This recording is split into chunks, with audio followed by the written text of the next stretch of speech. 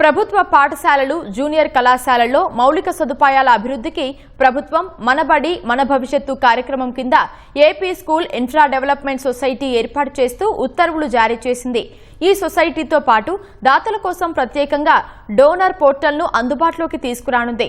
మౌలిక సదుపాయాల కొరత తీర్చేందుకు కార్పొరేట్ సామాజిక బాధ్యత, ఎన్ఆర్ఐలు, పూర్వ విద్యార్థుల సంఘాలు దాతల నుంచి విరాళాలు సేకరించి వాటిని సమర్థంగా వినియోగించేలా అలానే లక్ష్యంతో ఈ కార్యక్రమానికి శ్రీకారం చుట్టింది.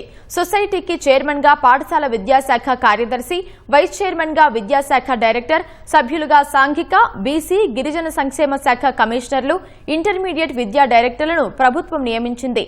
నిధుల నిర్వహణ కోసం సొసైటీ పేరుతో స్టేట్ ప్రోగ్రాం, స్కూల్ ప్రోగ్రాం అనే 2 బ్యాంకు ఖాతాలు ప్రారంభిస్తారు. దాతలను ప్రోత్సహించేందుకు ఈ సొసైటీకి ఇచ్చే విరాళాలకు ఆదాయపు పన్ను మినహాయింపు 100% దక్కేలా చర్యలు చేపట్టాలని ప్రభుత్వం ఆదేశించింది.